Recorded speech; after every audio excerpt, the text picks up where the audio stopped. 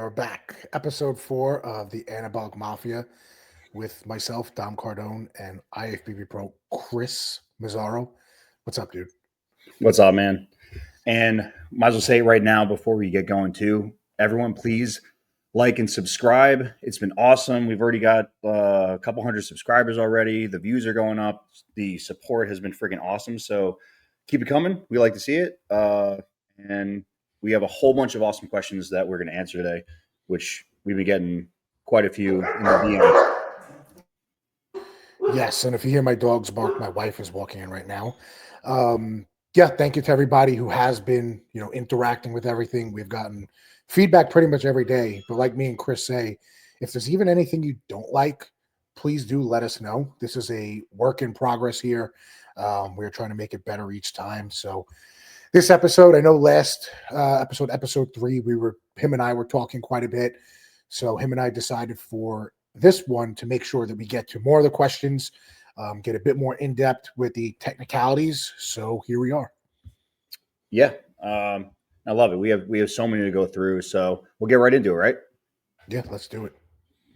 And also, in case anybody's wondering, if you see me playing with my headphones a lot, I don't have a tick or anything of the sort. They just fall out of my ears for some reason, so I have to adjust them every 5 minutes. So That's why I can't wear those, bro. I got giant ears, but those things never stay in. yeah, they're tough, but they help. Do a little. All right, fix. so this one is thoughts on breathwork and breathing exercises built for classic. I think he also said for breath work and breathing for posing, if I'm correct. I believe so. There's only so much room I could fit on these banners, but yes. It's all right. But yeah, for posing. Well, why don't you start off with that? Because I know you have extensive experience. Yeah, so here. I'll go through the two different kinds. So yeah, I 100% believe in breath work, whether it be for just nerves when I'm getting ready to do something kind of scary or stuff like that. And I learned a lot of it from I spent a portion of time in the Special Warfare Center before I went to Special Forces Assessment and Selection, and they had these people. I believe it was Thor 3. It's like their kind of version of physical therapy, but they have people come in and teach you just about mental toughness and how to deal with overcoming fears and all this kind of stuff. And you go in there and you think there's a bunch of horse shit, but I'm not gonna lie, it works. So I'm someone. I wouldn't say that I'm afraid of heights, but I'm definitely afraid of falling and breaking my legs or something. And all of a sudden, balance seems kind of impossible when you're walking across beams 40 feet up. So yeah, they went over different breathing exercises, and one of it, I think they called it box breathing. I don't remember all the exact names, but it's 4 seconds in, 4 seconds out, or you trying to focus on nothing except for breathing for 2 minutes at a time. And if you don't have time for that, take 10 deep breaths. Count breath in, count breath out. You don't have time for that, even 3. So for me, before I was going to do something scary, whether it be walking across a balance beam or jumping out of a plane, I remember something they said that always just count to 3 before you do it, and it's fine. So I'll do my 3 deep breaths and go, and that really, really helped. Yeah, so I can tell you right now that I think it's very, very important. And also it's a matter of you hear about people going through just having so much stress in their prep and dealing with all sorts of issues. They might be getting anxiety and all sorts of stuff like that. And I'm just take a breath. And I have to go in depth with people sometimes. There's that moment you got to just sit there and take 10 deep breaths, whether it be before a heavy squat, whether it be you just so tired you can barely put your shoes on to go up and get on the Stairmaster in the morning. We've all been there. And especially when you're new to this, it's tough. You've never done anything that hard before. So if you need to use a breathing exercise to just get you going, I think it's great. It's also a great thing to do before you go to bed. Yeah. What do you think, man? Yeah, no, I agree because there's a few different. It's pretty basic without going too down a rabbit hole. So, obviously, we see when guys are posing, they're out of. A lot of times when guys are posing on stage, they're not conditioned to pose. So, yeah, can breathing exercise help them? Yeah, but I think they just needed to pose more throughout the prep. Mhm. But for what we're talking about here, like you just said, like when my guys are backstage, I tell them, you know, when those nerves start going, you get in that fight versus flight. Yeah. So that was my issue for a long time with MMA training, because it's abnormally big. I didn't know how to breathe underneath that pressure. So they would say, breathe. So it was as much breath as much air as I could take into my lungs and then breathe out. But I have to focus on getting all the air out, and that would bring my heart rate way down. And you would, and I'm sure you've done this, and you would feel your entire body just relax and go into like that parasympathetic state, or at least somewhat, right? Especially when under pressure. So I have guys when they're backstage, or even when they're waiting on the side as best as they could, to focus in their breathing instead of being so nervous and the next thing you know, that's going to gas you out when you're posing. You're burning. That takes energy to go to be trying to catch your breath. Yeah. So, I mean, some of the greatest all the greatest athletes in the world know how to breathe. So if people can take those techniques and implement it into their prep, like you said, or backstage, or while they're posing, it could definitely up their game big time, or even while they're sleeping. So learning how to breathe is an art form. I recommend a lot of people look up Rickson Gracie. It's Rickson Gracie. One of the most famous jiu-jitsu fighters in the world. The whole family is. Legend. But he made a book called Breathe. He was so well known for his breathing. So people look him up. He's on video explaining these techniques that you can use in your training, your posing, and your prep. Yeah. Hold on a second, Dom. I think someone's like vacuuming their yard right now. So ball's happening a little early. So go for leaf blower outside. Drive me nuts. Go for it. Well, Chris is going to check to see who is vacuuming their yard. But yeah, breathing and learning how to breathe is very important.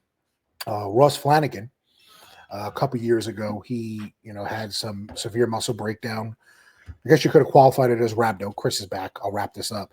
But learning how to exhale in between your sets and calm your heart rate down before going to next set will be a game changer for you, instead of just being jacked up the entire time.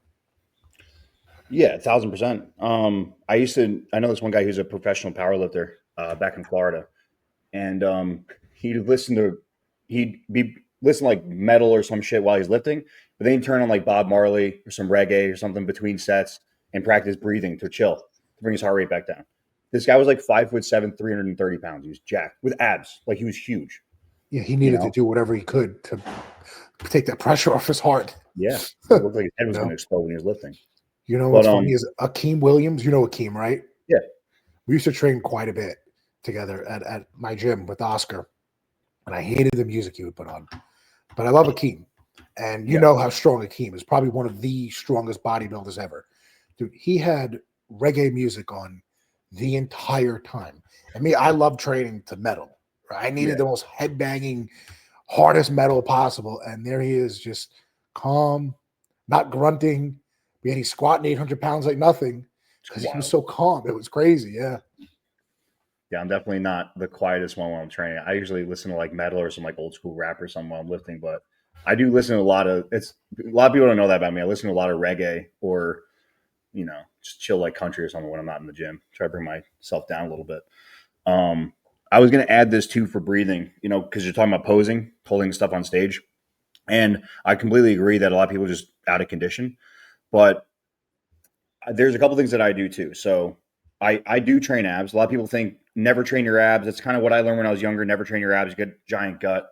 I don't think you should be like maxing out an ab machine, but you should be doing crunches. You should be able to control your stomach. And I'll do a lot of planks forward and side. And I'll do my vacuums while I'm planking so I can also practice breathing in my chest and not in my gut. And you see a lot of people who are either new to the stage or they're trying to do a vacuum for the first time. Like, listen, you can only hold a vacuum for so long.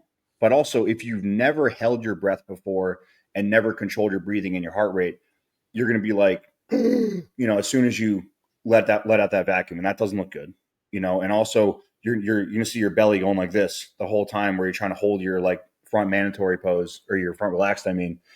So doing those in a plank and practicing those breathing exercises, or I sometimes do it like bent over a bench, as Jason used to call it, this little kitty cat stretch. Lay his back over the bench, stretch his stomach out. It works. I'd hold my breath And the rule was I'd hold my breath until I started seeing stars, and I put a dumbbell down. So if I was stretching out, I'd hold it, and it helped. Now I have very good control over my stomach, in my opinion. I think I could always get better, but You do. You definitely. Well, you also strengthen your TVA band aside from the breathing too. That band that Mhm. runs from with the belly button to the spine to hold Yep, it in. So that was a great add-in. yeah. All right, let's keep going, man. Since we're talking about kind of holistic stuff, let's move on to this one. Uh, cold plunges, legit or bullshit from the real Mike Novak. So Mike, legit, 100%. And I know there are studies that have come out that says cold plunges work against hypertrophy, limit muscle gain, maybe right after your workout. But let's be real. I mean, to a degree, maybe because inflammation is good and is a part of the muscle growth process. But cold plunges could be a game changer with nervous system regulation, immune function, injuries. Like my own, I didn't use any cold plunges when I was competing. Wish I did, but my Mhm. first experience was before my first jiu-jitsu competition. I was a week out, and I was severely overtrained, which is my fault. Everything in my body hurt. I actually went up 10 pounds in inflammation, and the only way I made it through that last week was by cold plunging in sauna every day. And that's when I became it was like a game changer. So I actually started utilizing it with some of my clients. Some of them, they did it during peak week. If they didn't have access to a cold plunge, I would have them grab ice, excuse me, dump it in a tub as cold as they can, and just let the body heal. It flushes water out just from regulating the nervous system. And yeah, it's for me, it's 100% legit, and I stand by that. Yeah, I 100% agree. If you can't, okay, so there's different situations. So, like, I think that just like you said, if it's just post workout, yeah, maybe it's not the best idea, but also, like, most of you guys are on freaking steroids. Like, you're going to be fine. You're going to grow muscle. Like, it's okay to not be inflamed all the time. Like, I think the amount of benefit you get from cold plunging, especially when it just comes from getting rid of that swelling and the soreness from if you are doing a shit ton of Stairmaster during prep or whatever. But it's even important off season, especially if you are the kind of person who is adding more bad foods with your diet, you're gonna have more inflammation. So I think bringing that down is gonna help a lot. But for me, I would. This is where communication comes in. How many times did I tell you, Don? Like, hey man, like, bro, my legs are sore for like 8 days. Like, Yep. I'm like trashed, and I'll go to send my check in, and my lines were like gone. Okay, let's back up on the cardio a little bit today, and we just say no cardio, just pose. Go hit the cold plunge. So, and it works. It 100% works in bringing my lines back. I could feel my legs again better, and I think it's a huge tool that people neglect. And I think that we've talked in previous podcasts about people overtraining and Mhm. stuff. I think what people forget is sometimes, a lot of times in preps, towards the end is that time to back off a little bit and to start doing these anti-inflammatory exercises to like get rid of that inflammation and make you look leaner. And you'll probably lose more weight because if your body's fighting it the whole time, you're going to hold on to water, you're going to hold on to weight. And as soon as me and you back off, that's when I start really losing that water weight. It's like 10 pounds sometimes. And we're drinking more, eating more, and we're still losing, you know, Yeah, regulating nervous system. 100%. Because if you're constantly in a sympathetic state, the cold plunge helps bring you out of that. I think they say sauna first if you're going to do the dual modalities, Mm-hmm. as is a technical term. Sauna first, infrared sauna first, and then cold plunge. Because I was told this, I didn't really dig into it too much. If you do the cold plunge first and then the sauna, you lose the long lasting benefits of the cold plunge for the Mm-hmm. hours after, because it still works for hours after into the next day or so. So sauna first and then cold plunge.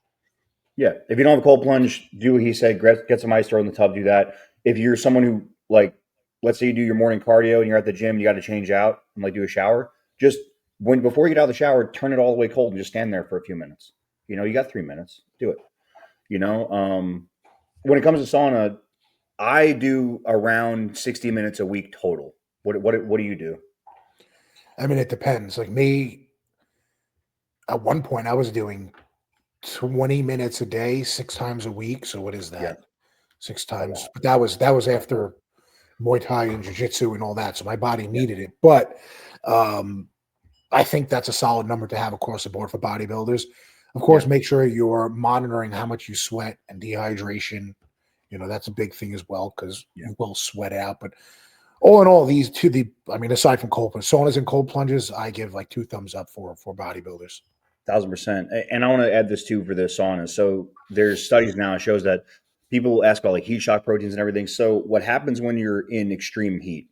Like basically 180 degrees or higher, your body's going to start producing more erythropoietin or erythropoietin, if you want to say it like that. And that's going to help carry more oxygen and you're going to have more red blood cells. This is good.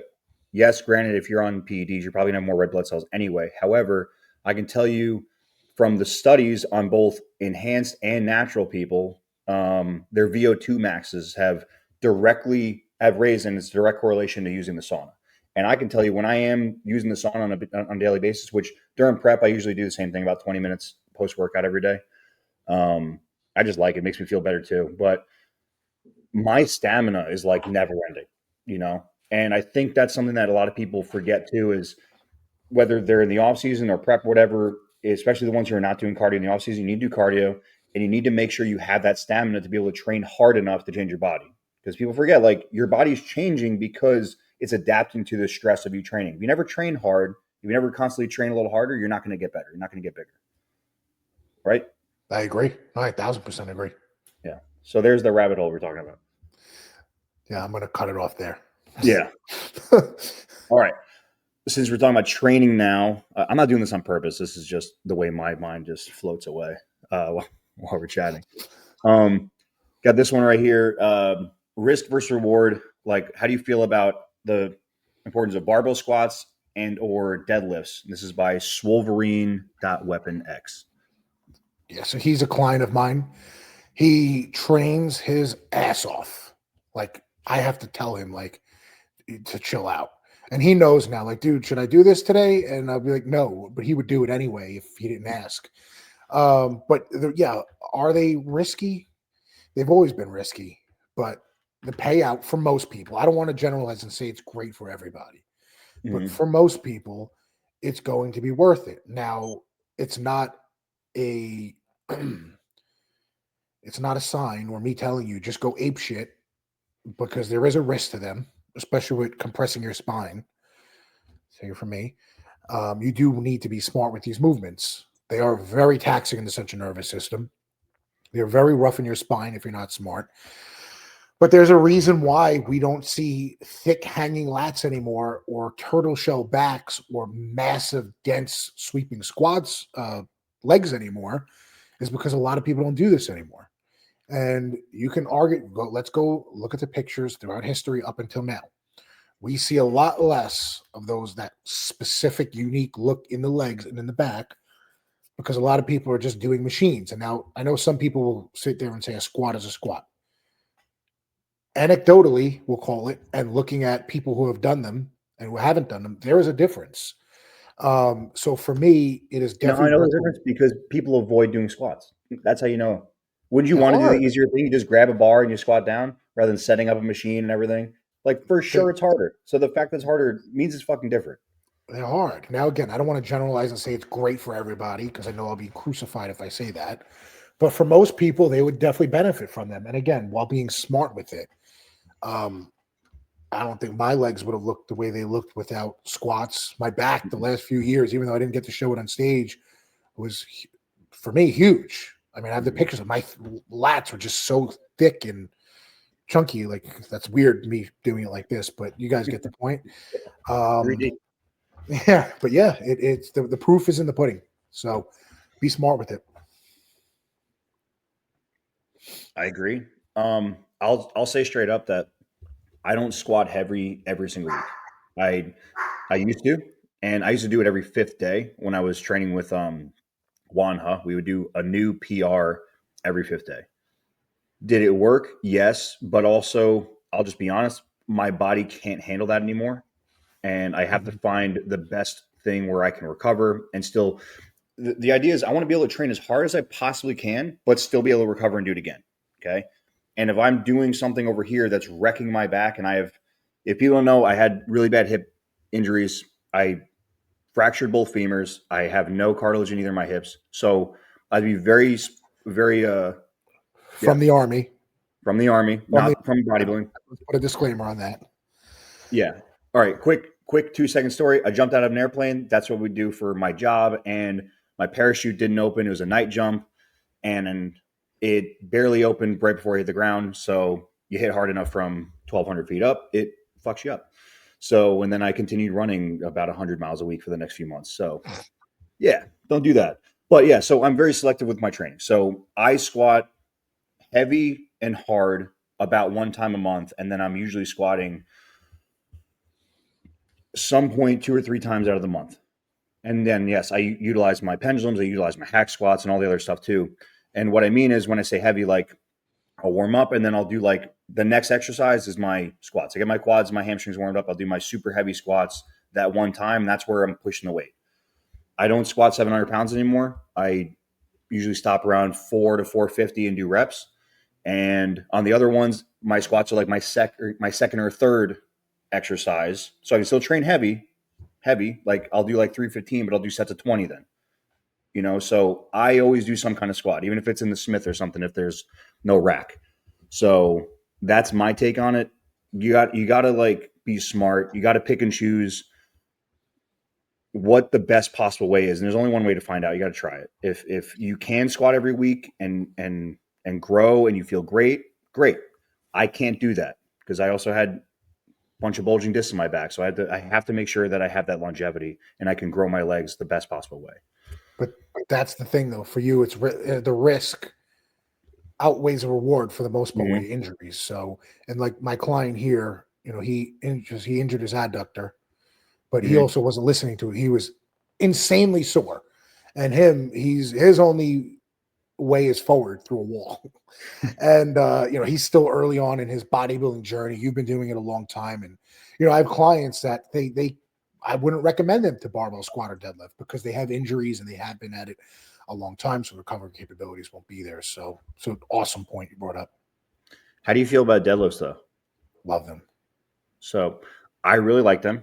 Same thing. I have to be picky and choosy. I definitely do more RDLs, but I do especially my clients too. I usually have them alternate like regular deads versus rack pulls. And I don't mean rack pulls from 6 inches up your freaking thigh. I mean, like you should still be below your knee and taxing your back. It's for the back. And oftentimes I'll do rack pulls where I don't stand all the way up. I'll stop like 3/4, kind of like this, and put a lot of weight on my back. So, and if I do that, I feel I can get a lot of like, let's say 500 pounds rather than like, you know, it's a rack pull. 500 pounds is not the same as a 500-pound deadlift, but I can do that. And rather than doing like a freaking 6 or more 700-pound all the way up and then standing up straight and chilling, you know, I like to keep that tension. So that's my take on deadlifts. I try to get the most out of it, and I still like doing reps on them too. That's perfect. And look at your back. Gross. So I think we answered that one pretty good. And we'll go on to this one too, talking about legs. I'm sorry, I forgot whose question this was because this is from last week. We didn't get to it, but ways to stimulate leg growth over 40. So that's my client, Dr. Chris Zano. Great man. Very experienced bodybuilder as well, and world-renowned chiropractor. Yeah, he's a good guy. So he brings up a good point because as we all know, for the most part, when we see bodybuilders get up there in age, the arms start to shrink, but the legs really start to shrink. Now, don't quote me on this. I believe this is from nerve function. You know, nerves over time as we age become less active. Of course, compression on the spine plays a part as we go. Why do people shrink as they age? So as the spine compresses, it's eventually the discs are going to herniate and press in the nerves, so the legs are going to shrink. Aside from nerves just losing function over time. So I am a very, very big fan of the new Fit machine. It uses AC and DC current. I own one. Got it back after my back surgery when my right leg wasn't working. It wasn't working at all. Like there was no feeling in it. And that machine, actually, I got flown out to Venice in 2019. I did an arm workout on it. It made my arms explode. And I was told, this will help your legs come back. And it did. It also helped my brother when he got back from his first deployment. His base got bombed in Iraq. And he has the same injury as me, except he got it when he was 17, and then it got re-aggravated when he was in Iraq. Brought back his nerve function, and it basically reconnects the brain in simple speaking to the legs, and you feel it when you're training. Now, people say, "Oh, stim machine does it." No, it does not. It's not the same. In a way, yes, but the new fit machine not only will help the muscles contract, but also relax, but restoring that nerve function to the legs.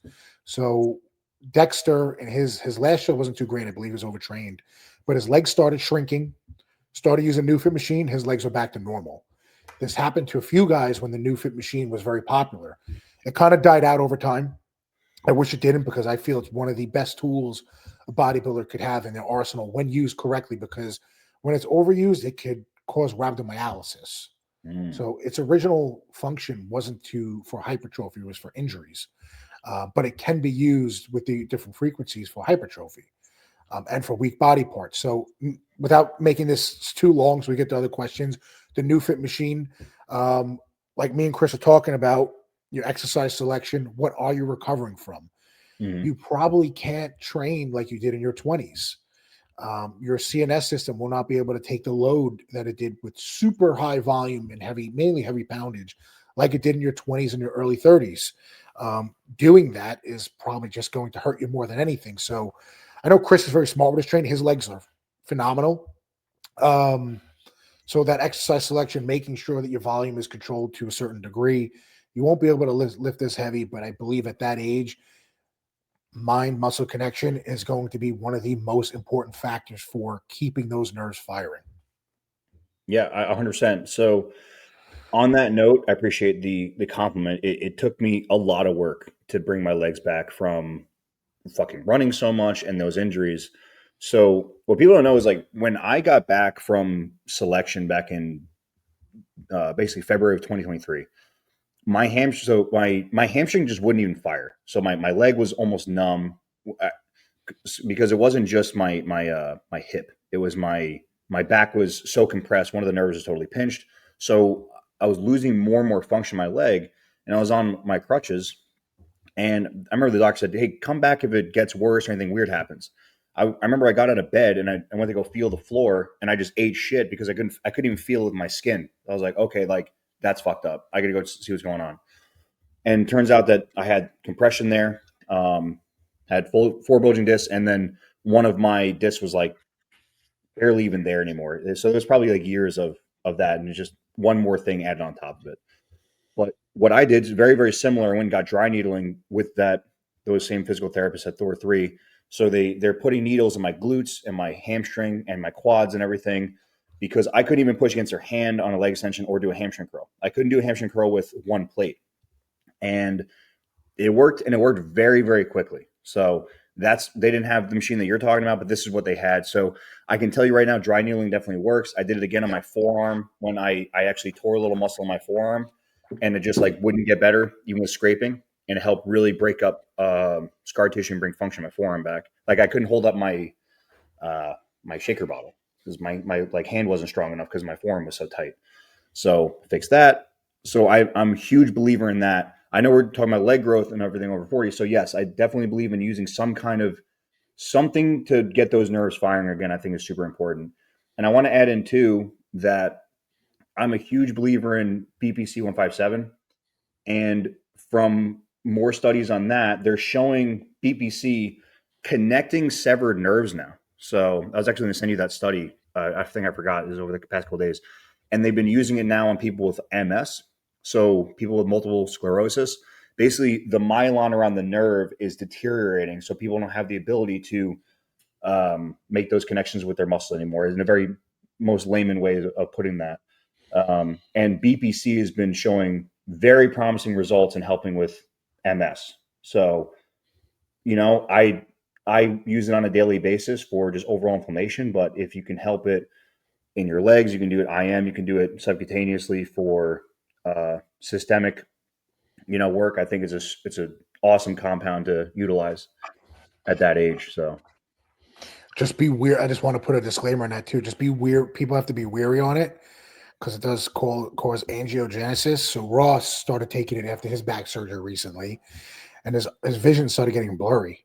And Mm, he already has an eye condition called keratoconus.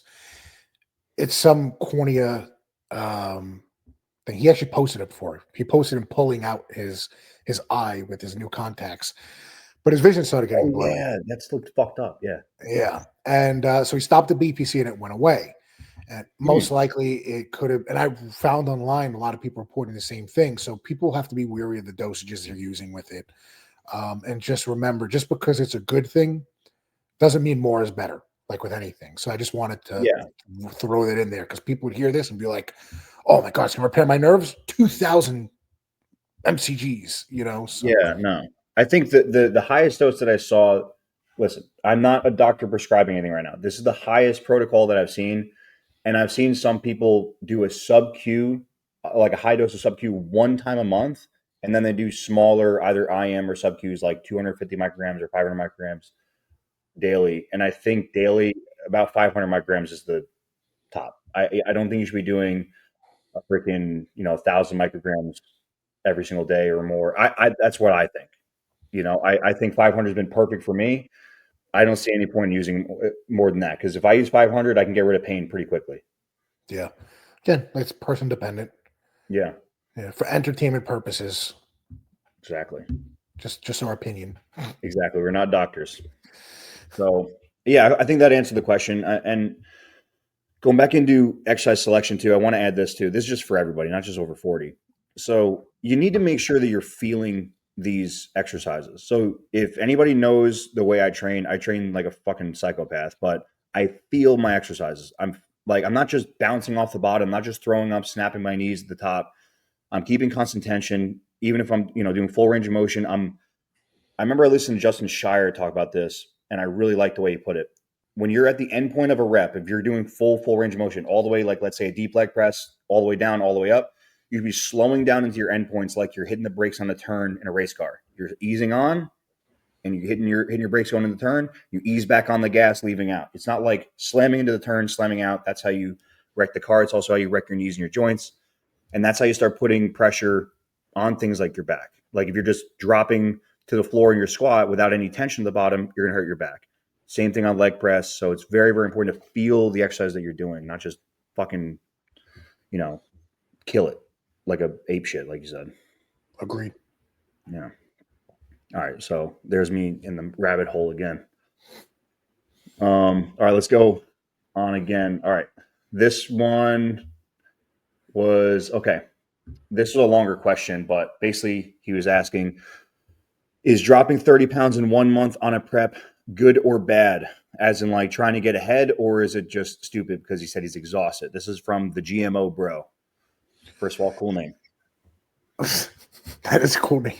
Very creative. Yeah. I mean, dropping 30 pounds in 1 month to get ahead. It seems excessive because how fat did you get in your off season? I'm not referring to you, Jim. I don't know what you look like, so don't take that as a personal attack. But is it truly fat? Because if you have to lose 30 pounds in 1 month, something went wrong somewhere, right? Or were you extremely water retentive to where, and then it seems very retentive. I mean, always at the beginning of prep, you're going to lose the most amount of weight. But 30 pounds in 1 month is a lot. And I know there needs to be more context to the question because he's saying he's exhausted. I think number one is why were you in this position to begin with, to get ahead? So I'm assuming you were behind, or you are behind, or you were behind, excuse me, to have to do this. That shouldn't be an option. And again, this is if it's at the beginning of the prep. So how you go into the prep is a big factor in determining how successful the prep will be. So if you got really fat in your off season and you're going into your prep like that, chances are it's not going to go well unless you're a genetic freak. People like Lee Priest, very rare, got few guys were able to go into preps like that. So yeah, of course you're going to have to hit the gas with cardio and diet to get that off. You're going to be tired. Your training performance is going to suffer because your food isn't where it's should be to fuel this performance. You can only drug yourself so much to get ahead, right? When there's fat. Obviously, a lot of drugs can be used for cosmetic purposes. So I'm going to vote, and this is without full context to the question. I'm saying no. That's a bad thing. You shouldn't have to lose 30 pounds in 1 month in your prep. Yeah, I agree. I think that if you can lose 30 pounds at the beginning of prep, that's a sign that you probably got too fat or watery. It's a pretty big red flag for me. Like, I didn't look at your pictures either, brother, so I don't know what you look like, but you shouldn't have to lose that much that fast. You know, I've definitely seen people lose more than that in a prep, but Yeah, you know the that's prep as quite a a bit whole. right away. The prep as a whole. Yeah. Yeah. Now, listen, just like Dom said, the first 2 weeks of a bulk, I lose weight usually because my body's like my metabolism is ramping up. But a lot of times when you are starting a prep, you lose what's called total water. So your body, I call it when you're just driving your car on automatic, you're just eating automatic. I know I can make a lot of car references. Big F1 fan here. All right. Um, but yeah, you're on automatic. Okay. So once you started getting into prep, everything is manual. Every function in your body eventually becomes manual. Okay. So when you make that switch over, your body is going to lose a lot of water right away. So that's common, but it's like 10 or 15 pounds max usually. And a lot of things depend on that. Your estrogen levels, you know, how much, there's a lot of stuff that can go into water retention, but that's a little bit excessive. So I'll agree with that. Cool. All right. This one was for me, and I'm sorry. I forgot to put the, remember who asked me this, but how early to start skin prep before tanning? So Dom said that he never really did skin prep. Um, I started doing skin prep after like a disaster before teen nationals where I got fucking sunburned in Florida because I was trying to tan and I was tanning outside and I got like my skin started peeling and then I got my tan at Southern States a week prior. And actually Jason reached out to Flex Lewis, who was guest posing at Southern States to help me. He's like, all right, you got to fucking tell him what he needs to do for teen nationals. So he got me set up with, I think he was with Jantana at the time. So we did like some pro tan, some Jantana. Mm-hmm. That has nothing to do with skin prep, but I turned fucking green. My skin was peeling, so it looked like a disaster. So that was on me, not on Flex. Flex helped me a lot. So I start like a month out. I start exfoliating my skin. So Andrea's got one of those mittens like made of fucking saw paper or what is it, sandpaper? And yeah, basically ripped my fucking skin off Yeah. in the shower. So that's a good way to start. And then the sugar scrub and everything. So it's going to help. Also, like if you're just somebody who wears fucking tank top in the gym, touching those nasty ass machines all the time, I don't care how clean your gym is. That's gross. And you got a bunch of dirt in your back and it's disgusting. So like fix that shit, do some exfoliating. And I think part of skin prep is starting to try to get rid of acne. So that's something you should be bringing up with your coach if you have really bad acne, trying to find a solution because there's a lot of different reasons why you might have that. But generally speaking, yeah, about 4 weeks out, I started doing some exfoliating once a week, twice a week. As I get closer, it's like every other day. And then this is something that we found a week out. So I've noticed people turn green. You can use things to correct your pH, like those female soaps, like was like Summer's Eve and those kind of things. Those are pH correcting. I think it was Vagisil. Vagisil, any of those, yeah. So they're pH correcting soaps. You can use those, or just use like a hypoallergenic soap rather than using your like super fragrance filled soap because that could mess with your skin and turn it green. Stop using the regular deodorant a few days out as well. And another good exfoliant is baking soda. However, be careful because it can make your skin look really soft, which we noticed before the USA's. It made you appear watery. It was so Yeah, soft. yeah. So The I night it think was females good. two nights before. I think it'd be good for like females and like doing wellness and bikini or what's the new one? The Fit model. fit model. Yeah, I think doing that could be really good for before your tan. But generally speaking, just exfoliate the shit out of your skin for a few weeks before you put your tan on, and Yeah, stop using any chemicals. and have a base tan. Just don't get Yes, sunburned. yes, yeah. Everyone's afraid of tanning. The new tanning beds nowadays. So there's different UVs. So as it was explained to me, like UVA and UVB. UVA can cause is what causes like more skin cancer and burns your skin a lot more. UVB is the one that's a little bit safer and just causes your body to produce more melanin. And yeah, people use melanotan as well. But I like doing the tanning. I do the tanning bed, especially up here in Alaska. It makes me feel better. It helps dry out my skin a little bit, gets rid of any acne. So I used to love the tanning bed pre-show. yeah, Well, I cut that out 10 days out, 12 days out. yeah, But because yeah, that can cause inflammation too. yes. Yeah, you don't want to be sunburned. Exactly. So, yeah, if you're up in Alaska, go to the tanning bed. It's worth $100, and you can feel happy for like 10 minutes and take a little nap in the sun. And we don't have fucking sun for 6 months. It's happening. All right. Did you want to add anything to that or no? No, I'm not a Okay. skin guy, as you could tell.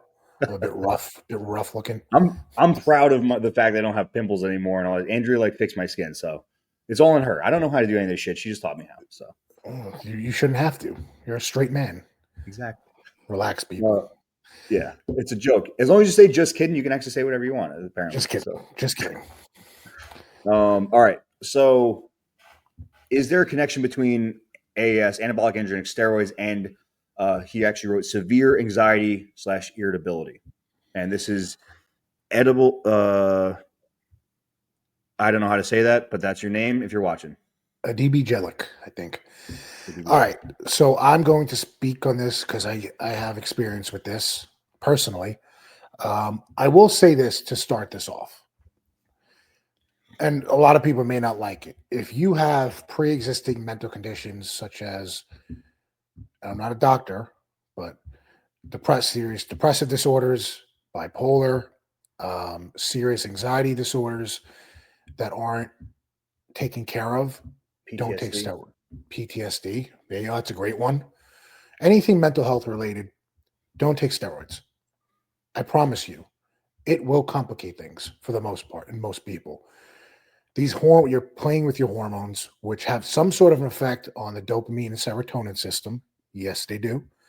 I have personally, and I'm going to get a little deeper into this, but the last few years since my mercury, well, that was the reason why I stopped. Jason was the one who warned me about this, and it's why he retired. And I thought I would be different, but I don't tolerate anything more than my TRT anymore. This is again with the mercury. My central nervous system is a bit more sensitive than everybody else now. And I'm going to move away from myself into another topic. So anytime I take anything more than I've tried, I feel extremely irritable and extremely anxious at times. So central nervous system disorders are a thing. But some people are prone to more anxiety or irritableness than others. Some guys could take grams upon grams of gear and be so even keeled, like no, you wouldn't even think that they're on anything. That's a lot of guys. But again, we're playing with our hormones, and you're playing with your dopamine system in your body and your serotonin system in your body. Roid rage is a real thing. People will say, no, it only brings it out if you're a dickhead. In certain people, yes, it will amplify certain characteristics or traits. Or let's say you're in an environment or a time in your life where things aren't the greatest. It is going to amplify that. It is not going to band-aid it and say, you're okay right now, maybe for a short bit. So yes, there absolutely is a connection here with simple reasoning. Estrogen plays a part in this. Now there's this thing that's out that you can have as much estrogen as you want. I know I can't. No, I know I can't. I become like a woman on a period if my estrogen's too high. Mm-hmm. You want to talk about irritable? If my estrogen's too low, I am way too flat and just way too depressed how I was. So of course, yes, the hormone levels will play a part in that. And let's be real, we're talking about male hormones here. If you take more of them, you will be more prone to aggressive traits. But let's also talk about, again, in simpler logic, the downstream effects of it. Over time, your neurosteroids are going down. DHEA, pregnenolone, such and so forth. All those play a part in dopamine and serotonin. That's why some people who are low in them should take HCG. It does backfill some of those hormones in some people, or they may need to supplement with DHEA or pregnenolone or both. Again, it comes down to blood work. So it is things to look at if you're experiencing these symptoms. Because again, we're in a way playing Russian roulette with anything other than TRT. But even on guys that are on just true TRT, I'm not talking about super physiological doses that guys are considering TRT. I'm talking about true testosterone replacement therapy that put your testosterone levels into a normal range, maybe Can you give higher an in range. example of that, of a dosage before you keep going, of what TRT actually looks like? Dude, so for most people, it's going to be anywhere from 75 milligrams a week to maybe 180. Now, there are some people, I know I take 200 and my levels are normal. There are some people who take 200, maybe 250, and it keeps them upper end of the range. There maybe are some people, but also people aren't doing enough due diligence into their blood work testing to find where the levels are post X amount of time after injection. Where's the actual peak at? You know, they're shooting it and doing bloods 5 days later. Of course, your levels are going to be on the lower end of things. So finding where it's peaking and doing constant blood work is going to be important. Now, yes, can you take it more frequently, daily shots? Yes. It works for some people, doesn't work for others. Doesn't work for me. So is there a connection between them? Absolutely. And without rambling on too much, of course, compound selection is going to play a part in this. Trend, the marriage/relationship killer, makes a lot of people paranoid, makes a lot of people delusional, makes a lot of people aggressive. I know early in my life when I took it, I was confident, I was clear headed. Yes, could have been aggressive if pushed. Yes, but I felt great on it. Later in life, I could have been on the show 48 hours, if something bad happened. Um, but that's most people. So, trend, a lot of the 19 or drugs like DECA, NPP can play a part in that because it can have a big impact on those brain chemical systems. EQ, in a way, I think it's become a bit more overblown than what it used to be because people are more aware to these things. And of course, a lot of the orals. So again, it's about choosing what you're taking smart, seeing what works for you, and paying attention to where those neurosteroid hormones are. And if you have any pre-existing mental conditions, don't take steroids. I'm going to say that straight out. So, because you can make it a lot worse. Yeah, I 100% agree. If people think that it's not real, it is. And I think that all this joking and everything going around, I see people with T-shirts with like Tren on them. That you got like the Tren twins, and everyone's like, "Oh, just gonna hop on a dose of Tren." Like, bro, like there's so much more to it. First of all, like you can get a lot out of just basic testosterone. And I've said this before, and people ask me my favorite compound. It's testosterone. Your body already makes it, and that's like your assessment. Okay, like you see how your body works on that, and as you titrate up into more super therapeutic dosages, you have to assess, and you have to be mindful if you are in a relationship and listen to the people around you. If that they're not all right, but I very much trust in Andrea and what she says about me, and if you have someone like that where you can trust, or like a best buddy or something like that, if they say they start noticing differences in you that you don't see in yourself, maybe listen. I think you should. Right. I'm one of those people where when I was younger, I couldn't tolerate things as well as I can now. And I think a little bit it's due to my age. The older you get, the less estrogen you generally produce. And you, just like Dom said, like no, you can't. Vast majority of people cannot have crazy high estrogen levels. It's going to make you an emotional wreck. You also can't have very low estrogen levels. That can make you depressed, can lower your sex drive. There's a lot of things that get fucked up when your estrogen's too low. If your estrogen and your progesterone are really high, guess what? You're basically on your period. And there's a reason when women are in their luteal phase, which is when you hear about PMS, they have both those hormones raised, and it can mess with you. And you can be messing with yourself. But imagine you have that PMS for fucking 12 weeks in your prep because you're blasting trend and you're not paying attention to your estrogen. Now you get progesterone up, your estrogen's too high. In other words, it's not that simple where you just blast something which you have no idea what's going to happen in your body. I just had someone reach out to me saying, "Hey, I'm gonna take all this stuff," and I'm like, "Okay." I'm sure you get messages like that. "Hey, what do you think about this?" I'm like, "I don't know. I don't even know you." And like, "Yeah, what does it do?" I'm like that's not my job. You can go and if I'm not your coach and everything, it's not my job to explain to you what all these different compounds are. We can put some education on here on the podcast, but you got to go do your own research. There's books on it. There's textbooks. There's like that anabolics book. and I know I'm going on a rabbit hole, but yes, for sure, these things are real. Depression is a real thing. If you already have depression, you start going into a prep where you get towards the end of a prep and you do have to lower your estrogen down quite a bit. You do have to maybe take, a lot of people take testosterone out of the game when they get close to a show. So now your testosterone's lower, your sex drive is lower. There's a lot of other things that happen that could be a result of your hormones being off. And I agree. Same thing. Not everyone's meant to do this. They're not meant to take steroids and anabolics and everything. It's not meant for everybody. And you have to be honest with yourself. If you can't keep a freaking relationship with your girlfriend, boyfriend, your family, and then it's probably not for you. And it's okay. You can still look pretty damn good on either just TRT or nothing at all.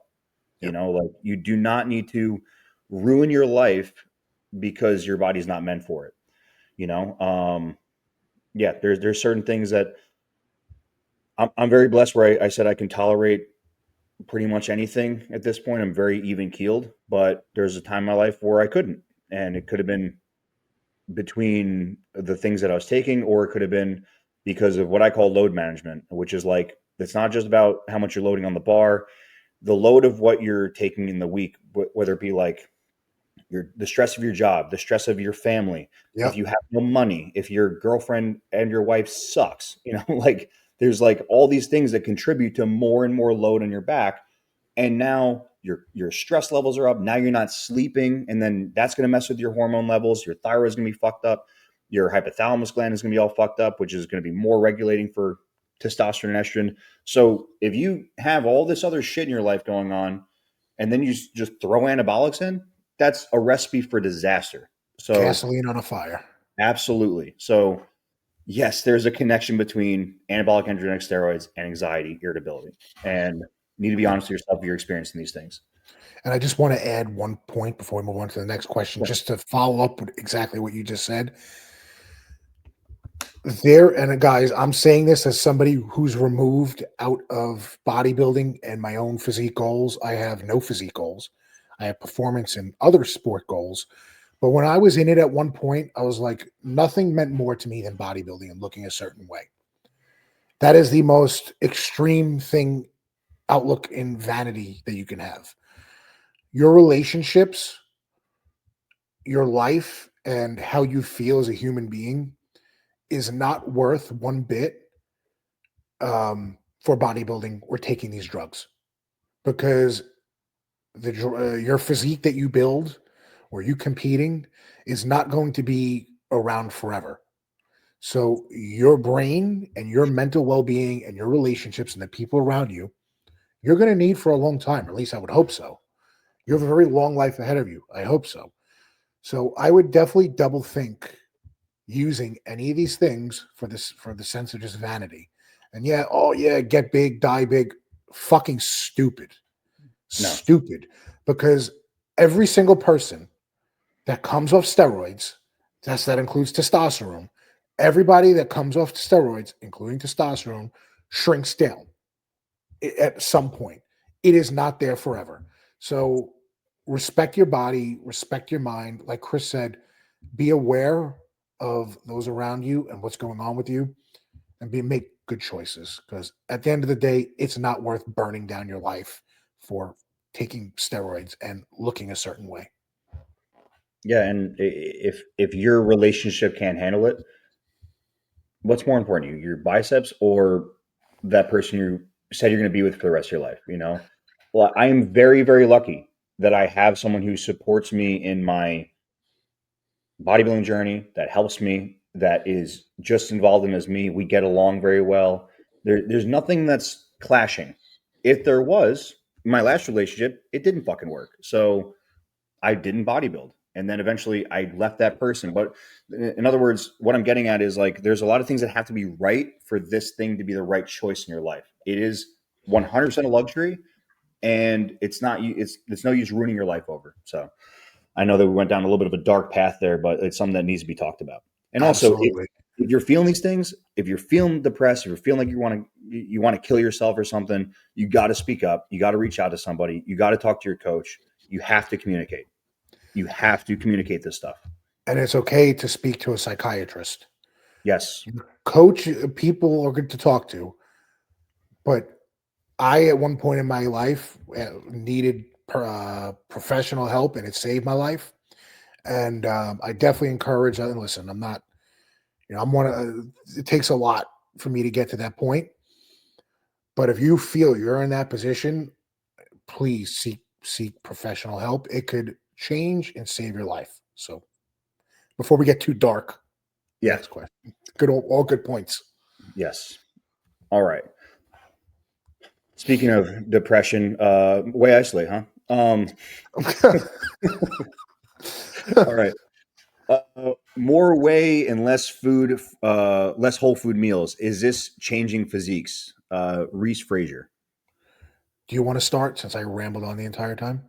Or you want me Um, to start? yeah, I'll say it. Yeah, Cool. I'm a big fan of more whole food. I think that one shake, maybe two shakes a day. I think, okay, depends on your goal. If you want to be a professional at this sport, if you want to be a great bodybuilder, you have to learn to eat. You have to learn to eat whole foods, and that means eating whole fruit, not juicing it. It's not the same thing. Eating actual meat, eating your real vegetables. You can't just drink your vegetables all the time. Whole foods are 100% more beneficial for your body. Your body's meant to digest food that way, and your gut is going to be happy for it. Now, to be clear, I'm a big fan of whey isolate, not concentrate. Concentrate is 80% casein. Most people can't handle casein. I can't. I just shit my brains out and fart all the time. Not good for anybody in my house. So whey isolate, yeah, one shake, maybe two shakes a day, I think is about the limit. But I've heard of people doing like every other meal is a shake, 5 shakes a day, and I'm like, what does your fucking toilet look like? So, yeah. Yeah, I mean, whole foods are always going to be king. I mean, I do like Mhm. shakes like you once or twice a day. I tell people if they absolutely can't eat, have a shake because it's better to Mhm. have a shake if you have, like, I have a client right now. Um, he's a tattoo artist. So he's glued to tattooing people all day. It's Mhm. hard for him to stop every 3 hours to eat his food. It's just how it is. He has to get his work done. Yeah. And then there are some people who are doing, blue collar work. Maybe they don't have those breaks like that. Maybe their boss doesn't allow them to stop. Have a shake. But whole foods will always be king, especially when it comes to micronutrients. It's a lot more than just protein, carbs, and fats. Micronutrients are extremely important. We're talking about diversity in the gut in terms of food, all important. Is this a big reason of why physiques are changing? I don't know if people as a whole are drinking more shakes, so I I, don't know. I don't know either, but I will say, remember like Hunter Labrada was drinking a lot of like his drinking his food though. He wasn't drinking more protein shakes. I He think he has was drinking meat and he stuff. had yeah, which is not good. Which I know Hunter had severe gut issues, which Yeah, I know that that probably probably is didn't not good. help. Chewing is the first part of Digestion. digestion. Yes, tasting, that's what starts to create the saliva, chewing. So, Your eating, drinking, amylase, your protease, all starts right here. Enzymes. drink all starts in the mouth, like other things. Yeah. So so it's very important to, pay attention to that. Like we're saying, drinking liquid all day is not the answer. Like we just said, is it the reason why physiques are changing? I don't believe so. I believe the quality of drugs has gone down dramatically over the years. Training quality has gone down. Food quality has gone way down, especially in this country, not in other countries, but definitely in our countries. So I think those would play more of a part than just way isolate. Yeah, I don't really know too many bodybuilders drinking a lot of shakes, to be honest. Like, Me I neither. think, yeah, like he said, if you listen, if you're just someone with a lifestyle goal, get your protein in. If you're someone who's on a GLP, one, two, or three, you got to get some protein in. Like Andrea, she'll drink like 2 shakes a day to get some extra protein in. I mean, every shake is 25 grams of protein. She tries to get 100 grams. It's super easy for her that way. So, Yeah. a couple meals, a couple shakes for a regular person, I think is totally fine. I don't think you should be drinking a liquid diet. And No. yeah, so I think physiques are sometimes going in the wrong direction because people either train like pussies or they have no direction in their training and they're just throwing and yanking on shit in the gym, and that's why it doesn't look pretty. They're just growing random muscle, and they don't think of themselves as an artist. So I think you need to think before you lift. Um, yeah, but Yeah. yeah. Also, like I said, whey isolate. Don't be drinking fucking steak protein or whatever. Wait, it's steak pro. Remember carnivore, Kai Green. I remember buying that when I was a kid. Carnivore, Yeah, but it's I will say, not all whey concentrate is bad. What I learned a couple years ago is there's higher grades of whey concentrate. Like I usually do horrible with whey concentrate, but I forgot if it's 90% or whatever it is. There are higher WPIs of whey concentrate that are more easy tolerable. It Yes. tastes a little better, but it's very rare because of protein costs. So Yeah. No, I agree too. And it's like a safer bet to use whey isolate. I mean, I always 100%, prefer whey isolate. 100%. And if your ingredient label is this big on the back of your whey isolate, you know what I mean? It's kind of weird. Like, look at things. If you don't need this many stuff, like most good whey isolates are like 4 ingredients, 3 ingredients. It's like protein, flavoring, and maybe salt usually. So, okay, post show rebound. Is it real or is it just water and glycogen? No, Says it's fake. Ash Lashland. I think that's how you say it. It's all fake. It's all fake. No, it Smoke and is. mirrors. I know this is like a common topic this year. Speaking from 16 years of experience, and I made a post about this the other day. You can look that back from my own competitive experience in working with people. It is definitely a real thing for most people. Now, for some people that I've worked with, it was a complete game changer in getting them to the next level before the next season. Now, yes, is there a super compensation of glycogen and water? Yes. You were just dieted for 12, 16, 20 weeks. That's almost half a year in a very clean, in a phase that was extremely clean eating, cardio diet, super insulin sensitive. So yes, you will be in a much better position to grow post show. Now, does this mean post show you go ahead and blast a bunch of drugs? No. And when blast is within reason. I'm just saying more than TRT is what I'll say. I've done that with many people and it worked great. And there were some people that they could have just done better with a lower dose of testosterone post show because they had a long season. They didn't need to push things. Your body's already very sensitive to begin with. Now, I know somebody was very upset at our video talking about post show rebounds a couple weeks ago. This does not mean you compete every year. It does not mean you will put on new muscle every time. Or New 3 muscle shows a year. or 3 shows a year. Fuck. Sorry, man. I had to say, I don't know if you're still watching. Appreciate you watching. But he was very passionate about this and his stance, Which we appreciate. Appreciate which passion.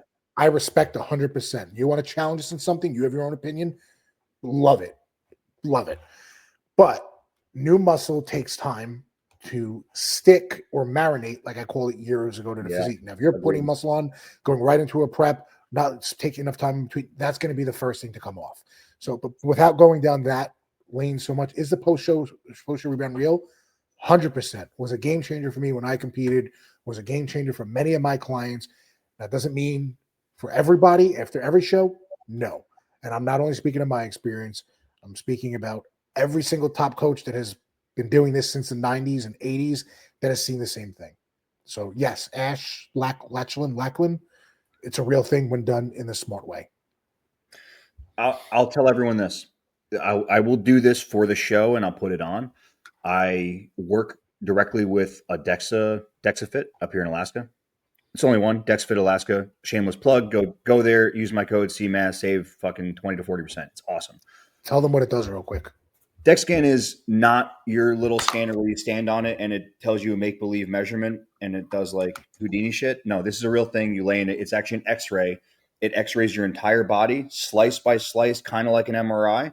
But instead of just taking a picture, it's using, think about like sonar, like when they're shooting it down to the bottom of the sea. It's going through your entire body, slice by slice, top to bottom. It takes about 15 minutes. And it goes all the way top to bottom.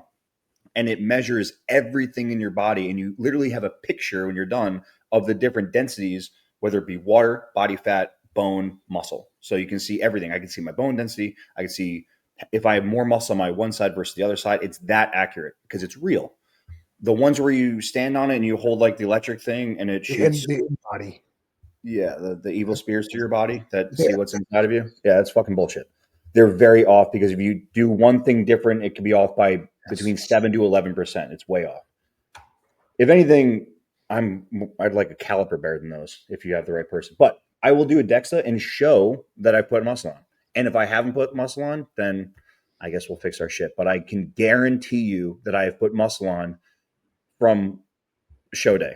Show day, I was about 216 pounds of lean body mass.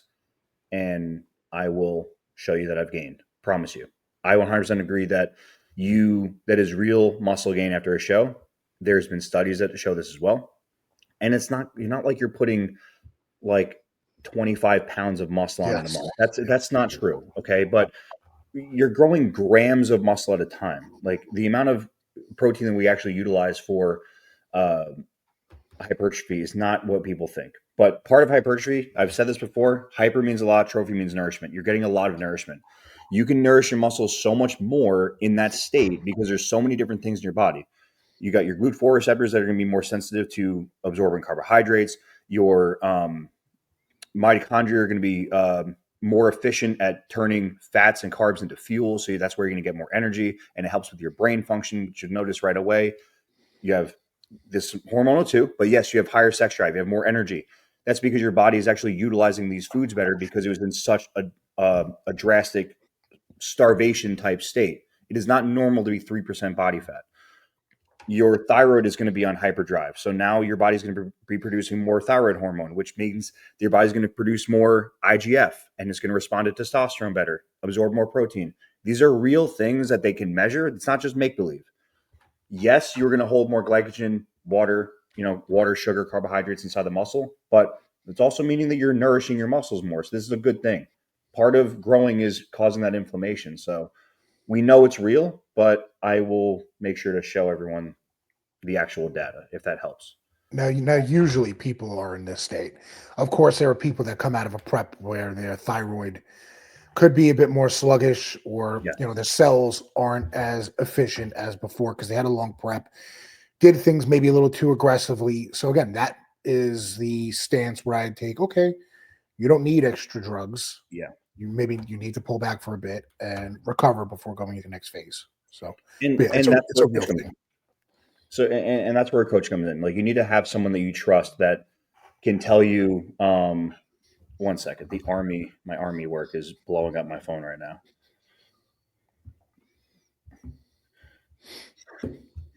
Okay, so what I was getting at is there's a couple things that can ruin that. You finish up a prep and you start eating like a madman with the sugars and the fats and all the refined stuff. It's like every other meal is bad.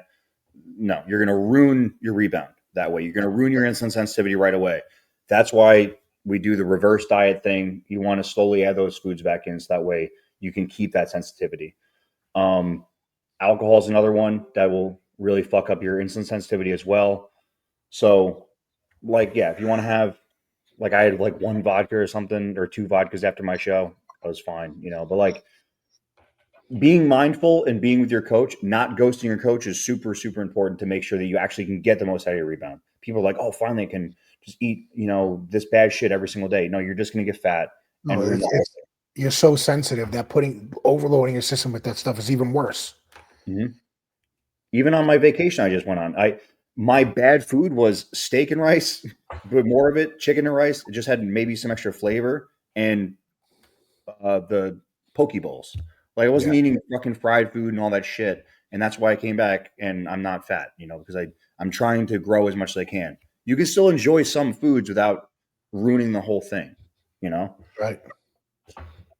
Okay. All right. I like this next question. Did you hear that ding dong thing on the computer? No, Okay, I don't think never so. mind. No, Okay, because I was wondering because it's like my chat is hooked up to the computer, so I don't know if you no, hear no, it on the I don't computer. hear anything. Okay, yeah, it doesn't really exist.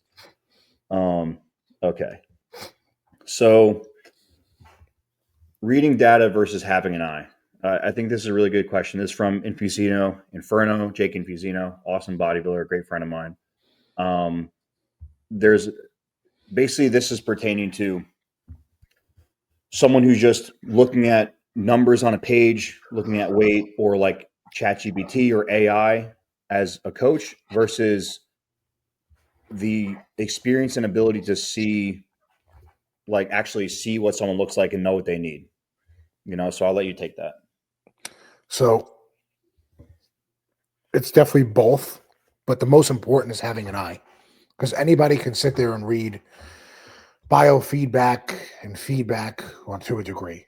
Doesn't mean everybody can comprehend and apply it, but having an eye is not something that could be taught in bodybuilding.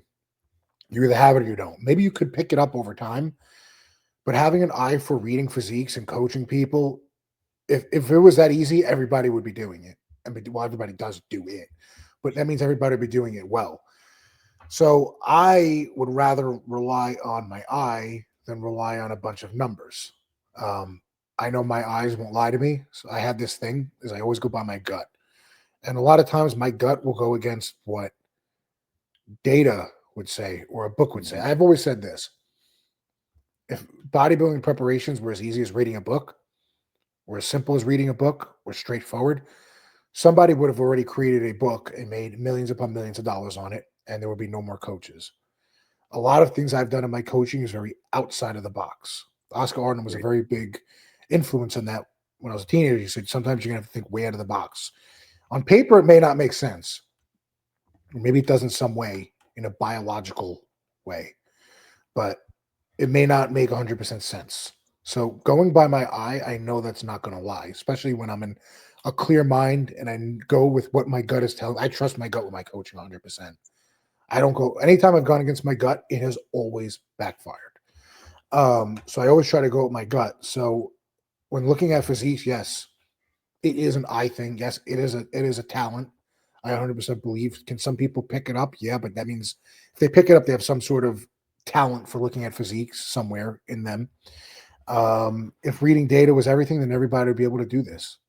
It's not a bodybuilding is not AI. Bodybuilding is not a computer. In a way, it is. We want to program the computer to do what we want, but what happens when it doesn't? What program are we going to change it to? That's where the eye comes in. And you have to think outside of the box and be able to make these changes on a fly. Are they adapting? Are they not adapting? When do I pivot? That's why a lot of people don't know what to do with contest preparations or off season or anything in general. I'm not bashing people, but there is levels to this. So I will always go with my eye over data. Now, do I ignore data? Now, we're talking about data in terms of like feedback from the client or data meaning like research. I just thought about that. Probably both. Okay, so we're gonna go both. I will always go with my eye and my gut over what's on a piece of paper, but I will always take into account their feedback, the weight, and metrics that come with check-ins. But yeah, I'm always gonna go. I say experience trumps all. Yeah, I can't agree more, and I can't really make it sound much better than that. Like there's things that okay. So here's an example. So Andrea, she didn't know anything about bodybuilding before she met me. She didn't know what the Mr. Olympia was. She didn't know who Phil Heath was. Didn't know anything about it. Now she's really into it. She keeps up with all the drama. She knows all the bodybuilders. She knows more professional competitors than even I do. Not personally, but follows them. Right. And she also sits in while I change people's plans. She has some input on what I should be doing. Like, hey, should we try this? Or she's like, oh, why did you do that instead of this? So she's asking these questions. So she's seeing patterns, and this is, together, I've probably worked with hundreds of people with her, if not more. So she's reading patterns and saying, oh, well, you should obviously, in her head, this is what should happen. And I'm like, well, no, this is what I'm going to do. I'm going to raise food here. I'm going to, whatever. Oh, why are you doing that? Why are you adding this vitamin in? So there's a lot of things that happen where I can't go by just a scale. I can't go by even what the person looked like in their last prep. I got to go with what I'm seeing right now, right in front of me, because their hormones might be different. They might be responding to their PEDs differently. Maybe they have better PEDs now. There's I got to see what they're like. I said, it's so much I can see in just someone's skin, in their face, in their reaction, where AI isn't going to see the same thing, And then there's follow-on questions. Sometimes I don't. Make that plan right away. I'm like, wait, I got a few questions before I send this out, because I can usually tell if you've eaten something off plan. I can usually tell if there's something else going on. There's questionable things, even though what they wrote down in the data, because I know you do a weekly questionnaire. I do a weekly questionnaire too. If I just went by the data, then I would just do this next thing. But I'm like, wait a second. Either this data doesn't make sense, or why did you write that? This doesn't match the picture. What's going on? I can tell if someone didn't even take a picture in the morning. Like this isn't even a fasted picture. Why is your lighting different? And that's another thing. You need to be able to see through bad lighting. You need to be able to see through a shitty phone lens. Yes, everyone, please take better pictures. For God's sake, for fuck's sake, please take better pictures. But like, I'm like, geez, it's like a Nokia flip phone. I see some of these pictures, but yeah, there's certain you need to be able to see through it. And how many times have I said, bro, I look better in person, and you're like, I know. Like Yeah. it doesn't even need to be said sometimes. And how many times have you had to tell a client, trust me? I know this might be weird, just trust me. You know? Every week. Yeah. Like I never really questioned you. I was more like, this is different. And you're like, it's gonna be you're good. And I'm like, all right, let's fucking do it. And I was like, I fucking learned something. And there's been times where you made changes on my plan where I was like, I wonder why I did that. I don't really ask. I'm just like, let's see what happens. Fuck it. I trust it. I know No, I trust you. Let's go. did you stress over it?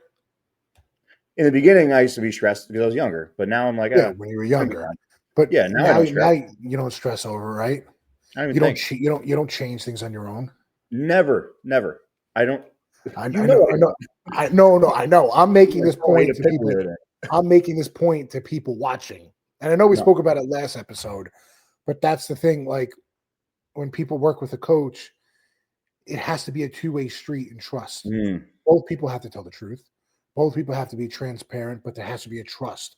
And yes, sometimes there is a blind trust until you're like, wow, this is working. But the only way that blind trust comes to fruition and proves true in your own mental process is by following it and by mm, following through with the best of your ability. So then it's like, wow, this is reinforcing my mind. It works.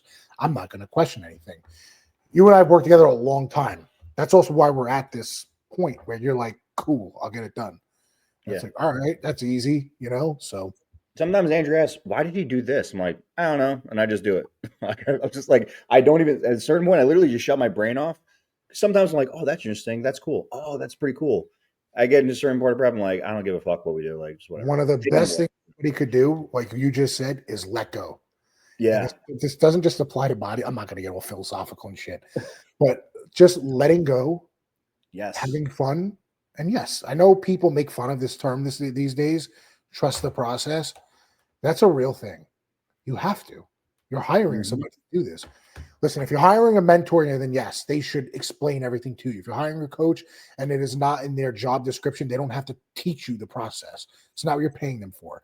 So yes, trust the process, trust what you have paid and hired this individual to do for you. Yes. You will feel better if Mhm. you shut the fuck up and do the plan. And do it. And And do I'm it to saying your this best of as a ability. client, not just as a coach. I'm not telling my client shut the fuck up. I'm saying as a client, you will feel better if you trust your coach. Like we care. Me and him, I know we give a shit. And if I don't change your plan, it's for a reason. If I do change your plan, it's for a reason. Like, and also at the same time, like you got to trust that we have a. I'm thinking 5 steps ahead, but I'm also thinking of if I do this choice, that'll happen. If I do this choice, that'll happen. I'm weighing out the consequences of changing little things up of what I'm going to do in weeks from now, and ready to audible, adjust fire, and go from there. If this happens, fine. I'll just take it from here. Nothing's. We got it. Like there's so much more that happens with experience that AI just can't do, in my No, opinion. agreed. So, um, on that note, Jake also added this question in. So I made it a two-part question. What do you believe is required for someone to be a prep coach? Yeah. If I wasn't tired, I would go off right now. I mean, so there needs to be experience there. I do believe somebody had to have gone through a prep to tell people to prep. Listen, and some people say, "Oh, but look at Bill." A lot of the NFL coaches, they never played professional football. It's totally different. I Not the have a same. problem. It is not the same. And then people are going to say, oh, Chris Aceto competed. Oh, Hani Rambod competed. They both Oh, look sick back in the day. They look insane. great. Oh, Chad Nichols competed. All of them competed. So I have a problem with somebody, and I'm just going to be very blunt. I have a problem with somebody who has never been in fucking shape in their life telling Amen. people about discipline. Listen, do you have to be in the perfect shape while you're coaching? No, I don't compete anymore. I don't look like a bodybuilder. I don't want to be. I've been there, done that half my life. But I have a problem with somebody taking money from people and then telling them about discipline and doing this and doing that when they have never even come close. Or they've never felt the pain. They've never suffered. You're going to ask people to do something you don't even have the balls to do yourself. Never done. That's a big thing. I would never tell you to do something that I wouldn't do. And there are things I have done that I would never tell somebody to do. Yes, I promise that I will always push myself harder than I'll ever push anybody else. I promise you. So I do believe there has to be some sort of competitive experience there. Taking mentorship courses and then calling yourself a coach, no. And before you start putting people on stage, you had to have gone through that process. You also need to have quite a bit of years behind you of coaching people before you put people on stage. Just because you have competed, I will say this, does not mean you're in a position to That tell too. people to do that. Because So if just someone else because just gave you a product that you followed and you got in shape, doesn't mean you know what the fuck it means. exactly, and your transformation is not a testimonial or part of your resume for coaching because somebody else led you there. I'm going to throw that out there too. Mm-hmm. So having the experience doing this for years with people in their off season and regular lifestyle people before you even think about going into prep coaching. And if you've never done it before, I'm going to say this: do it for free. Be honest with people. I've never done this. That's what I did. I've never done this. Alex Hormozy made a post the other day. Do something for free at first. Be honest with people if you're new to something. Now, aside from that, if you're not confident in your abilities, there are people out there who are offering true mentorship to where you can learn. Mm-hmm. Uh, Dom Kuza, Justin Mahaley, John Jewett's course is great. Who else out there has a mentorship that I really like? AJ Sims, he does mentorship console calls. I don't do them yet, so I'm not going to plug myself there. But there are people out there that offer a deep dive, full education into prepping people. So It's more like getting in their mind too. It's not just like I think J3U is awesome because it's like a textbook how tos, which I think is great, and people should educate themselves. But it's when you get into the mind of another coach, I think is a pretty amazing thing. and that's what AJ is great for that because he will go through everything on a call with Cement Factory for those that don't know.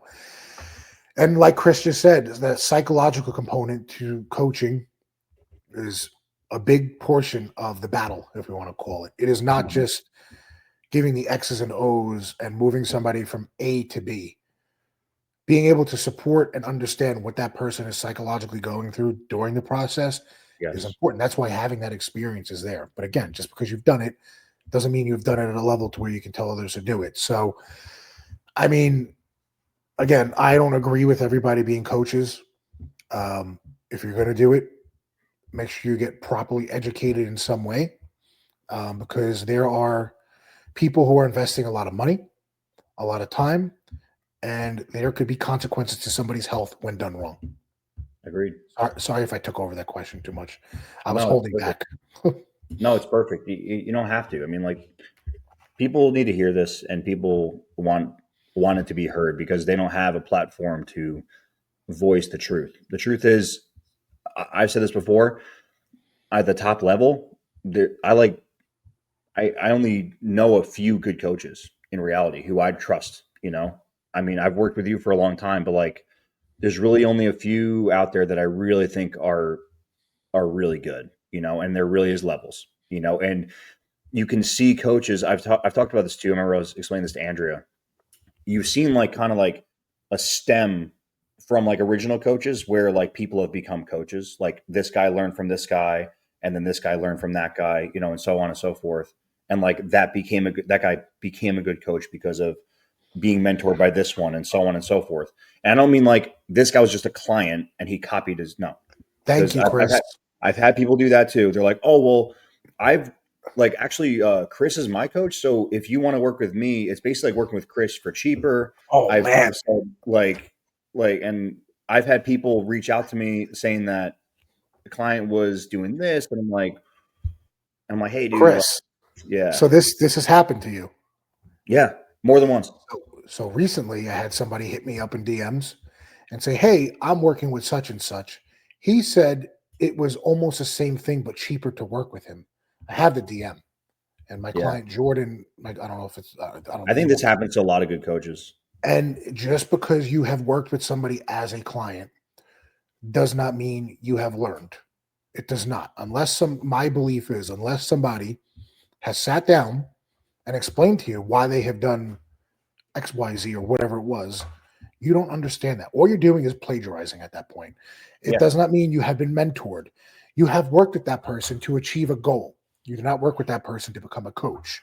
So I think that's an important thing too, is because I get a lot of guys who, oh, I'm looking to learn. And I tell them straight out to be transparent. I'm like, you're not going to learn anything. I don't, I don't have the bandwidth to teach and explain what I do. If you want that, I could do it at a much higher level, much higher cost, and I would gladly teach everything to you. But my goal as a coach with my guys is to get them to their goal, but also beyond that. And yeah, so yeah. There's a lot more to it, and it's hard to put a price tag on that kind of mentorship thing because I can't tell you how much money I've spent on coaches and on learning. And when I was a trainer, taking all these different courses to be a good trainer, I had a gym that would pay for courses, but if it adds up, there's like tens of thousands of dollars spent on all that shit, mhm. And I've learned a lot of shit that I had to be like, that's all fucking wrong. Let me get rid of that, so that's a big portion that I had to pay for to learn what not to do, So I don't know, man. Yeah, that's I, not I, that's I not okay. forgot I forgot two names in the mentorship that I threw. Jason Theobald and Austin Yeah, Stout are two other incredibly intelligent people in the space. Now, of all the names I mentioned, you may not like a certain individual, but I'm telling you right now, or like what they put out, each individual is strong with certain topics, and there is something to learn from all of them, as with anything. So, agreed. Yeah. So don't be a coach. I'm kidding. No, it could be a lot of fun and very rewarding if you put the time and effort in. Um, all right, this one is back to some more rebounds. technical stuff. When to start a growth phase after a show if blood work is good. I think we covered this before, but this is you want to take a crack at this name? GTU Hanov HT. I don't know. Gutuhanov, HTT. Yeah. When to start a growth phase after a show. Blood work is good. You want to take it? Yeah, if you want me to. So, your blood work after the show was phenomenal. Your Hashimoto's, your Thyroid. thyroid markers were off because your Hashimoto's, but just because your cholesterol, your liver, your kidneys were impeccable pretty much post show, right after pretty much, Mhm. does not mean you have the green light to again go ape shit. You have to take your body needs some sort of time to get back to a level of homeostasis to be normal. Just because your blood work says, okay, let's say you come off an off season blast, do your blood work 2 weeks later, it's perfect. It does not mean you keep going. It's not, you need time, your body needs time, those times to pull back and be in some sort of state of homeostasis and normalcy to be Mhm. able to recover so you can have longevity. We're thinking long term progress, we're not thinking short term. Yeah. So after your show, let's say you rebound, or whatever it is, let's say 3 weeks, 4 weeks after you run blood work, it's great. That does not mean you go right into your growth phase. Take at least 8 weeks. At least. You just went through a 12, 16, maybe 20-week prep. Maybe you came from your off-season phase, your progression season, right into that. That's a long time of taking Mhm. drugs and pushing your body. Yeah. If your blood work is great, awesome. I love it. I'm great to hear. But take the downtime, let your body chill out, and then you're really going to respond in 8 to 10 weeks or 12 weeks. Yes. So I'm laughing because, of course, I'm thinking of another fucking race car reference. All right, so here goes.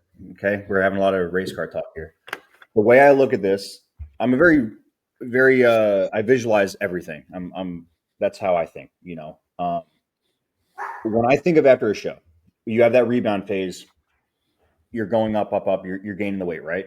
And we're talking about homeostasis. I look at it like if you're a car that's going to go around, they call it drafting. Like you're waiting to finally go around.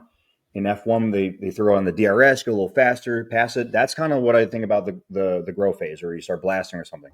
You're waiting until you're in that just the right spot, and then you can kind of take your prep to the next level. You got to wait until you're in that spot where like everything's smooth riding, you're healthy, inflammation is down, digestion is good. It's not just blood work. There's a lot of other things that are going on too. Okay, that's why coaching is not just about the numbers and the data, because the blood work might look good on there. Sometimes people say it look good on the outside, bad on the inside. Sometimes it looks good on the inside, but you can visually see something is off. This person's still holding a lot of water. They're still not digesting food. There's a lot of other things that I'm looking for.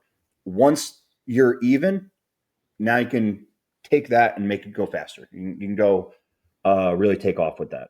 So I don't know if that reference made sense. It made sense to me, but that's when I feel like you're ready. When I start seeing that they're very healthy. It's also a point where like they're not like drastically gaining weight. They're not drastically gaining and losing weight. That's another thing too. So Yeah, all good points. yeah. This is a pretty cool question. Would you rather be only an athlete or only a coach? This is by Reese.universe. Reese is going to be at the Amateur Olympia this coming week. I believe he flew out today. So Reese, if you're watching this, good luck, brother. You look fantastic. He's got a really good chance of getting a card out there. Nice. So, you want to start this one since I started the last one?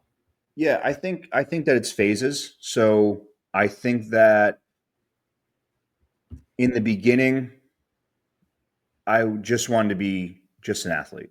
Just like every kid has a dream of like, kind of being catered to or something like that. And like it's all eyes on me. I want the glory and all that shit.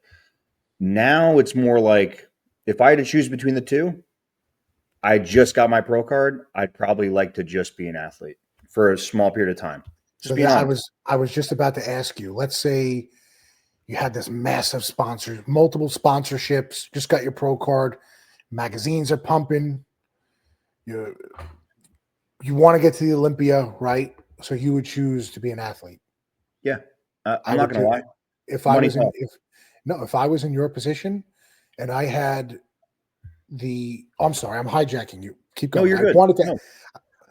Yeah. So that's actually once the question I wanted to ask you that, and I love how you're answering that honestly, because if I had that opportunity, which I don't, and I never will. Yeah, dude. I mean, okay. So Flex said this to me years when I was debating retiring for competing. He was like, "Listen," he was like, "I know you have these ambitions of being a top coach."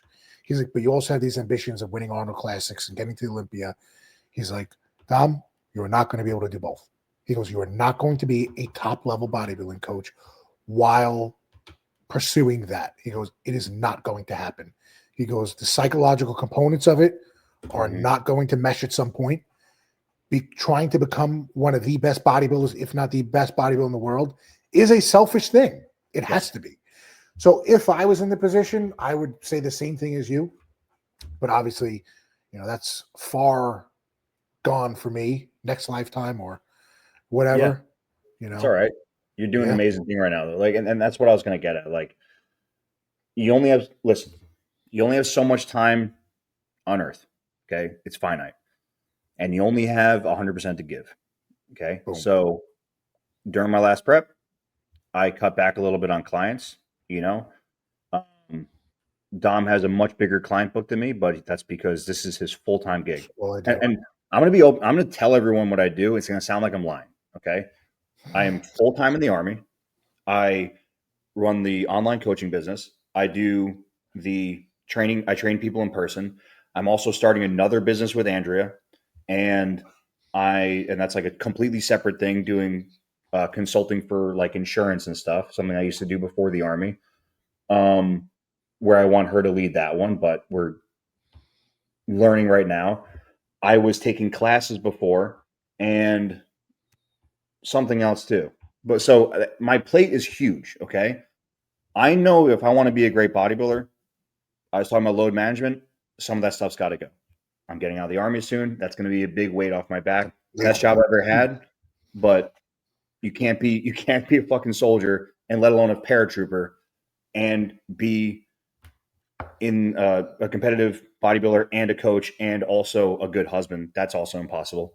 So that's a load too. You got to make sure that you're handling that. So at this point, I'll be honest, uh, the energy I take away from the army, which is my full time gig, I'm going to be putting into competing and staying healthy and getting myself my first pro win. We're going to compete to win. That's the plan. I've already told Dom Absolutely. that it's going to happen. So that's not going to happen if I up my clientele to like 100 and something clients. It takes a lot of energy. I love if you're one of my clients, I love all you guys right now, but it does take a lot of energy. And some of you guys are perfect, and you just follow the plan and nothing ever happens. That's a blessing for you. One day something's going to happen, and we're always here for you. But we deal with a lot of stuff coming from right and left field all the time that we're having to like, you know, make it all work for you guys. It's a lot of brain power. So it's just too hard to do both. And competing at a higher level, if you think it's hard to get your pro card, now everybody on that stage has a pro card, and a lot of them have already won the USA's, the nationals. So yeah, you're just the bottom of the totem pole again. So you have to be better. You're always expected to be in your best possible condition. So yeah, The I'd sh- rather just be a bodybuilder for right now. After bodybuilding's over, I'll probably go all out coaching and running my other businesses as well. you're in the Shark Tank now. Yeah, It's the Shark Tank. for sure. Hey, It's can I exciting. ask you? Can I ask you an honest Yeah. question? What's up? I want to get into your head right now, real quick, before we move Yeah. on to next. Because too, we have to hop off soon too. I got to eat and finish working. But now you just turned pro. Mm-hmm. How does it? And I want an honest answer because I know you're an honest guy, and I want to view is how do you feel now? I know you're very motivated. Now that you're in this Shark Tank, like you just said, guys who just like you have won the USA's, won the nationals, won pro shows before, been at Olympias. Is there any pressure on you now? How do you feel as Chris the Mazzaro, the IFBB bodybuilder, who is now starting at the lower part of totem pole again? How does that Yeah. feel to you? Yeah. I feel pressure, but I thrive on pressure. You know, I've always been that way. I didn't want to just be in the army. I wanted to be a Green Beret. I wanted the pressure. I wanted the pressure to make me better. And for sure, I mean, we did Tampa. It was a very high level show. I saw the competition, and a lot of people might have been like discouraged. Like Morgan weighed 70 more pounds than me, and you could be discouraged. All I saw was a bunch of people that I'm going to beat. That's all I saw, and I said, "Good, where this is awesome. I had a great experience." But and I was a fan. I'm still a fan of bodybuilding, but now I have to put that away, and I have to be a competitor. And I've met a lot of great guys, and I met a lot of great guys that I want to beat. I It's love it's it. just competition, you know. I love it. So you're not? So I'm Are you? all in. Does it, and I already know the answer. Does it scare you at all? No, I this knew is the answer. I'm living the fucking dream, man. This is awesome. I love This it. is I wanted to do it. I wanted to be in the Shark Tank the whole time. And I always believed it could be true. And now I'm fucking here. And I don't know how to put it, but like yeah, I've always wanted the pressure. And I wanted the pressure of saying I remind myself. I remind myself when there's the pressure of if there's I don't really care about cheating on my diet, but there's still the pressures. You want to eat this bad food, you want to go out and do this, you want no. No, I'm a professional bodybuilder. I'm a professional at bodybuilding. This is now my profession. I say all these words in my head and I say, no, we're going to win the next show. I step on stage to do. And that's the goal. And every single thing I put in my mouth, every time I lift the weights, it's all calculated, and that's it. I have a new job now. Everything else is secondary. So as much as I love being a coach, that is secondary behind being a great bodybuilder. I only have so much time to do it. But just to put a disclaimer, what Chris is saying, and I will sign off on this. You care more than most people about their clients and Oh their yeah, coaching roster. I have seen firsthand the level of care and effort that you put into your athletes. So it's pretty admirable to see how passionate and involved you are with your now professional bodybuilding career. You already conduct yourself as a professional prior, but I'm just putting this out there so nobody gets the wrong idea. You yeah, still put 100% of the coaching, Chris, the coach, into your yeah, athletes. You know, and I just wanted to sign off on that. So I yeah, think it is fucking awesome that you do find somewhat of a balance between everything and carefully and strategically pour into these cups so that all of them thrive. So I just wanted to yeah. put that out And there. and I want to say this: I wouldn't be here if it wasn't for the people who trusted me as their coach. It. People say there's no money in bodybuilding. There can be if you do everything right. Like just like you're investing money in the stock market or whatever. I invest my time into all these different things that are going to pay dividends. With one, being a good person and doing the right thing with your clients will always pay dividends. You're going to have Yep. happier people. They're going to send you more clients, but you're changing lives. And also, you're allowing me to live my dream because the money's good. The money's good because I give a shit and because I take my time to make sure that everyone stays healthy.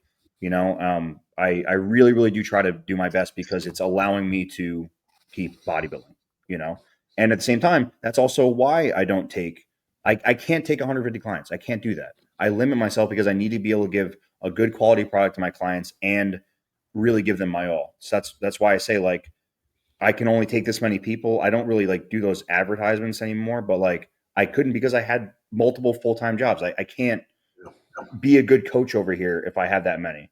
Maybe if I'm not competing and doing other things, I can, but for the time being, I really try to give the best possible product so that way I can allow myself to be great at other things, you know? Yeah, love it. Sorry, I know we veered off there, but I Yeah. had to ask you that question since we were on it, and that was great answers. I want to end off with something funny or something like that. So, and then this will be the last question before we sign off of this thing. So, uh, this is from my client Hunter Van Vliet, and great guy, great bodybuilder. We're going to be doing a show here soon. He wants to know if we have any funny client stories. He said, "Don't use anybody's name. Of course, we wouldn't." Or just someone that did something really, really dumb that made you laugh looking back. I know I blindsided you with this one. I mean, I can say a lot of dumb things. Funny client stories. I'll mention. I can mention his name, Ross. He and I were. Where were we? Was it Indie Pro? No, I think it was either Cali. It was Cali or Toronto.